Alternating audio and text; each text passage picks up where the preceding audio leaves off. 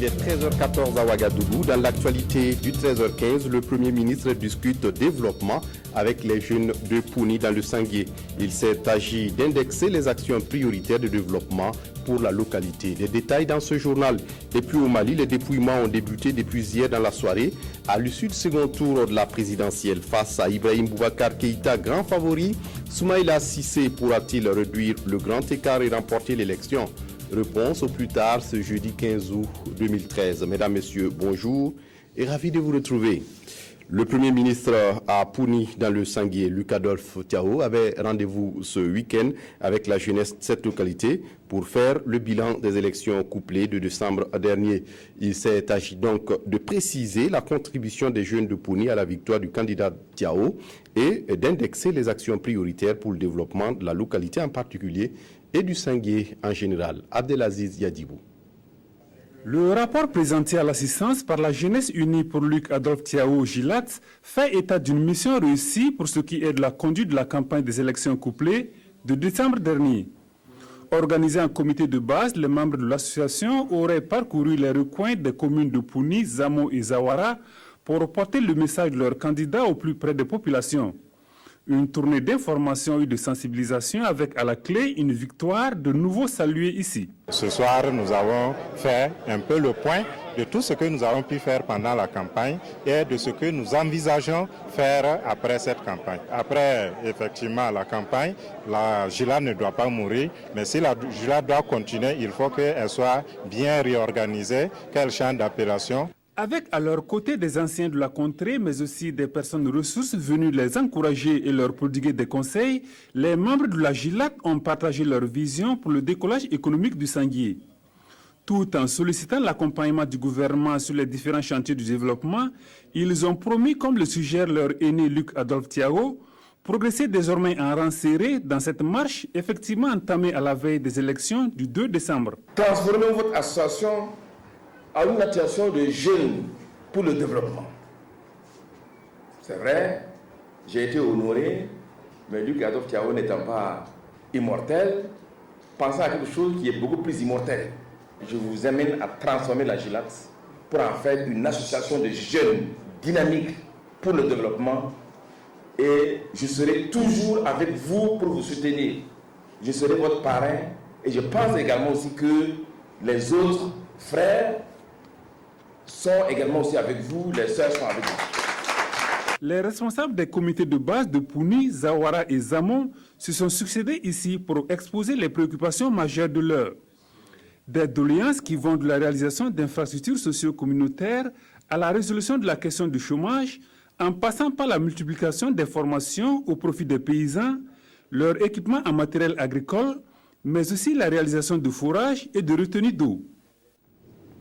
Pouni Bay est désormais dans la lumière grâce à la connexion avec Tita. Cette localité bénéficie de l'énergie thermique. Le Premier ministre, le premier coup de mise en service du réseau est intervenu hier en présence du Premier ministre Luc Adolphe Tiao. Abdelaziz Yadibou. Pour un Pouni revêtu de son couvert végétal d'antan, la Jeunesse Unie pour Luc Adolphe Tiao retrousse les manches. Avec à l'avant-garde les leaders politiques du Sangué, mais aussi des acteurs de premier rang, dans le combat contre l'avancée du désert vers cette commune où le taux de consommation du bois de chauffe est très élevé, l'assaut a été une fois de plus lancé. Plus de 400 plants ont été mis en terre en cette matinée dominicale. Je tenais à marquer par ma présence tout simplement un soutien à la jeunesse du Sangué et de Pouni en particulier. C'est à nous, les hommes et les femmes du Burkina, de renouveler ce couvert végétal. Sinon, nous serons gagnés par le désert et vous connaissez les situations difficiles qu'entraîne la désertification. Je félicite beaucoup cette jeunesse qui m'a accompagné l'année dernière, qui a pris donc l'initiative aujourd'hui d'organiser cette plantation d'arbres afin de donner l'exemple à tous les jeunes de la commune de Pouli que planter un arbre ne demande pas grand-chose, ça demande simplement un peu de bonne volonté et puis le reste peut aller. Donc à l'image de cette plantation d'arbres que nous venons de faire à Pouni, j'invite tous les jeunes à travers le Burkina Faso à s'investir vraiment pour planter des arbres. Et en plantant des arbres, bien sûr, nous aurons donc la chance également aussi de renouveler notre couvert végétal. Outre cette initiative éco-citoyenne, un autre front s'ouvre désormais dans cette lutte contre la désertification avec l'arrivée officielle de l'électricité à Tita et à Pouni. Un frein à la coupe abusive du bois, mais aussi un autre pas de franchi dans le processus d'exécution du programme spécial d'électrification de 115 localités, dont 87 chefs-lieux de communes rurales d'ici à 2015. Je voudrais vraiment saluer cette initiative, la Sonabel, qui nous permet donc aujourd'hui d'électrifier ce gros village qui fait plus de 10 000 habitants. Mais c'est aussi rassurer également les populations du Burkina Faso que l'engagement que son Excellence le président de Faso a pris à Ouéguia en 2010, en disant que tous les chefs-lieux de communes seront électrifiés durant son mandat, cela sera fait.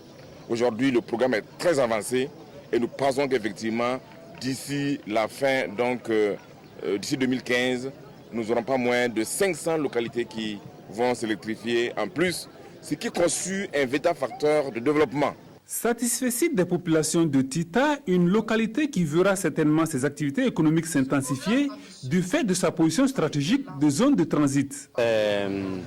Avec une très grande joie et une certaine fierté que nous avons pu accueillir l'électricité à Tita aujourd'hui.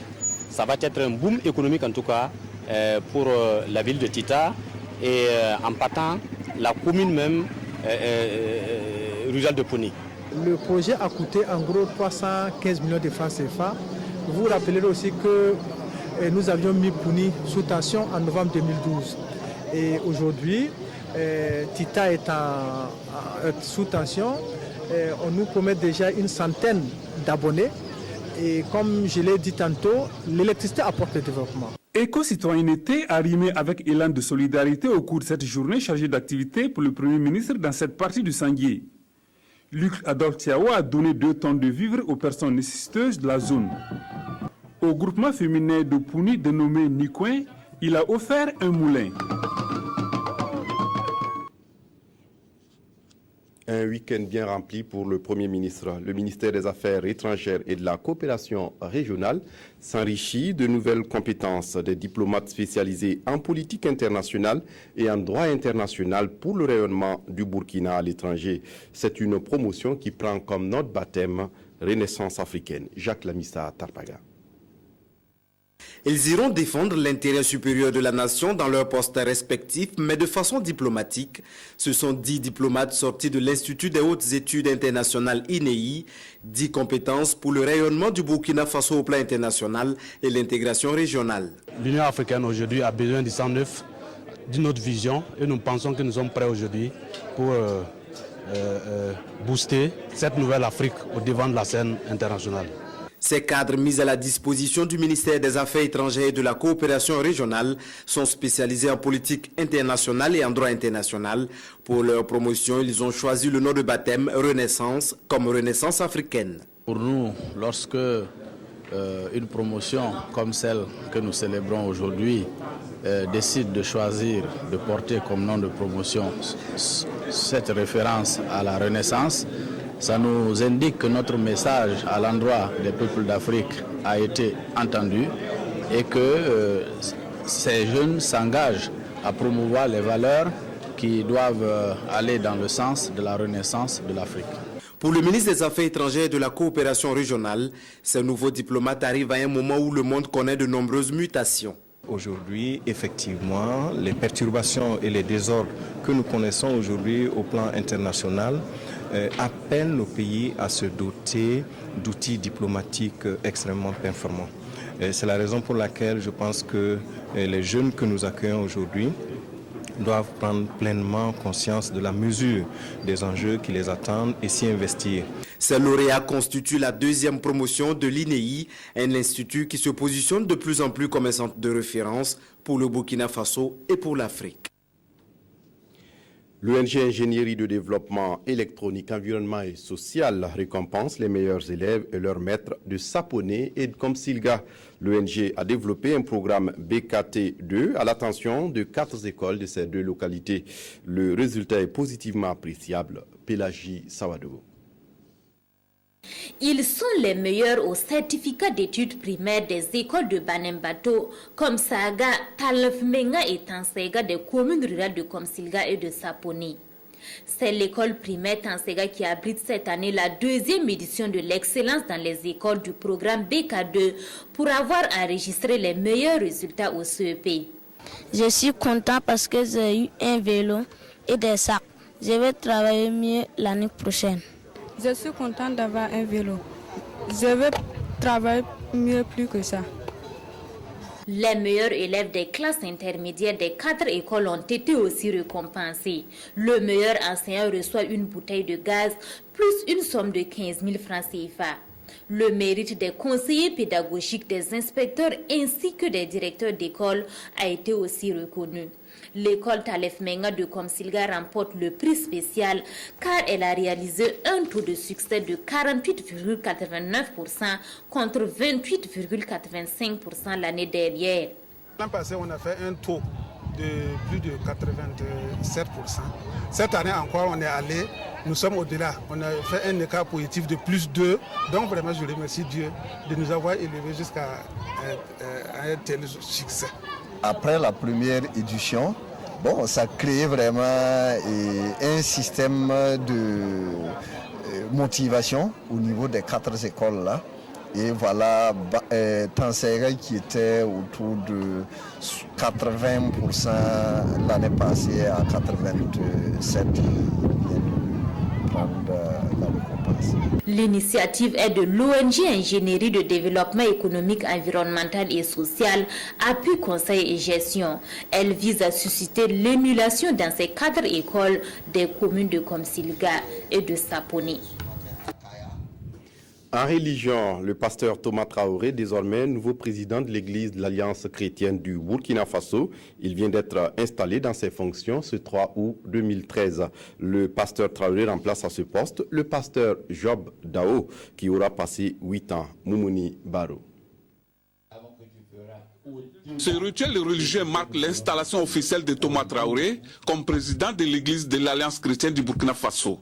Élu lors d'une assemblée générale tenue le 23 mars dernier à Bobo-Dioulasso, ce pasteur est le 5e président à diriger cette entité religieuse fondée au Burkina Faso en 1923 par des missionnaires d'origine canadienne et américaine. Je dois dire que c'est un sentiment également de joie. Et pourquoi? Parce que mon prédécesseur, celui que j'ai remplacé, le pasteur Job Dao, comme je l'ai dit, a fait un excellent travail. C'est vrai que nous étions ensemble dans le bureau, mais il a été celui qui était au devant de toutes choses. Et nous rendons grâce à Dieu pour tout ce qu'il a fait. Et pour moi, c'est une satisfaction, voyez, de pouvoir prendre la relève. Le pasteur Thomas Traoré est élu pour un mandat de 4 ans renouvelable une fois. Il succède à Job Dao qui a passé 8 ans à la tête de l'Alliance chrétienne du Burkina Faso. La gestion des hommes est très difficile et nous voulons vraiment bénir le Seigneur pour tout ce qu'il a fait pour nous pendant donc ces 8 ans. Nous avons vu la main de Dieu nous conduire et aujourd'hui donc je rends grâce à Dieu pour vraiment son soutien. Mon message c'est d'abord une joie et ce que je demande c'est l'unité de l'Église, c'est qu'on soutienne le serviteur de Dieu et qu'on écoute ses messages et que l'unité de l'Église soit encore renforcée. L'Église de l'Alliance chrétienne couvre aujourd'hui les régions de la Boucle du Moun, des Cascades, du centre-ouest, des hauts bassins et du sud-ouest. En sport, le comité de soutien des étalons de France rend hommage à leur équipe réunie dans la banlieue parisienne. Les supporters de l'équipe nationale de football du Burkina ont organisé une soirée à l'occasion, une soirée suivie pour nous par Victorien Marien. Le comité de soutien aux étalons de France, plus que jamais reconnaissant aux étalons d'hier et d'aujourd'hui, porté sur les fonds baptismaux au moment où les étalons connaissaient le meilleur de leur parcours en CAN dans l'édition de 2013 en Afrique du Sud. Ce comité vient de réussir son entrée dans la cour du 12e joueur des étalons par l'organisation effective d'une soirée dédiée aux étalons d'hier et d'aujourd'hui. En effet, les Burkinabés de France se rappellent encore, comme si c'était hier, le coup de tonnerre inattendu des étalons à leur 9e participation à la CAN de 2013 en Afrique du Sud. Ces hommes et ces femmes ainsi réunis dans la salle des fêtes de la mairie de Bessancourt dans la banlieue de Paris ont également célébré tous ceux et toutes celles qui dans leur vie de sportifs et sportives ont vaillamment défendu les couleurs nationales. J'avais dit à mes camarades que sincèrement, si jamais on doit lancer un comité de soutien aux étalons, c'est maintenant ou à jamais. Et spontanément, les autres m'ont suivi. Cette grande première dans le soutien des sportifs burkinabés par la diaspora de France n'a laissé personne au bas-côté.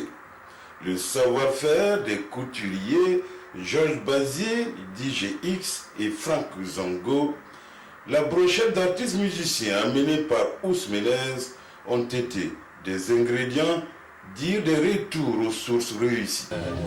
L'ambassadeur apprécie à sa juste valeur cette initiative qui vient honorer des jeunes burkinabés qui ont su, depuis un certain temps, représenter dignement le Burkina Faso. Donc, organiser une telle manifestation en l'honneur des étalons à Paris ne pourrait laisser l'ambassade indifférente. Pour un coup d'essai, ça a été un coup de maître, même si pour des raisons diverses, les célébrés dans leur majorité étaient malheureusement absents. Effectivement, ce n'était pas gagné d'avance, mais il était important pour nous de le faire. Nous avons essayé, Dieu merci, avec le soutien de tous. Nous sommes très heureux de voir les gens contents ce soir. Qu'à cela ne tienne, les Burkinabés de Paris et environnants ont, dans une chaude et fraternelle ambiance, fait le show à l'hommage des étalons dans leur ensemble jusqu'à l'eau. Et puis, sachez que c'est ce soir que débute le tournoi de la ville de Ouagadougou en basketball.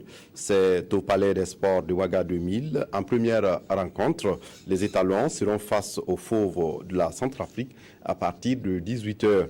Et en deuxième rencontre, les Fennecs d'Algérie croiseront les Lions de la Tiranga à partir de 20h. En bref et en culture, après plusieurs semaines de préparation, l'artiste musicienne Maria Bissongo, sélectionnée pour représenter le Burkina Faso dans sa catégorie au 7e jeu de la francophonie en septembre prochain à Nice, en France, fera une exhibition publique ce lundi du 12 août 2013 à partir de 20h au CDC, le Centre de développement chorégraphique à Ouagadougou. Au Mali, les dépouillements ont débuté depuis hier dans la soirée à l'issue du second tour de la présidentielle. Face à Ibrahim Boubacar Keïta, grand favori, Soumaïla Cissé pourra-t-il réduire le grand écart et remporter l'élection? Réponse au plus tard ce jeudi 15 août. Et en attendant, c'est un scrutin qui s'est déroulé dans le calme. Les frères musulmans persistent déterminés comme ils le sont. Ils entendent poursuivre leur sitting malgré les menaces de l'armée et de les déloger de la place Rabia al-Adawiya. Bilan de cette insoumission aux nouvelles autorités égyptiennes, au moins 250 morts depuis le début de la crise. Merci de l'avoir suivi. Très bonne suite de programmes sur la RTB. Au revoir.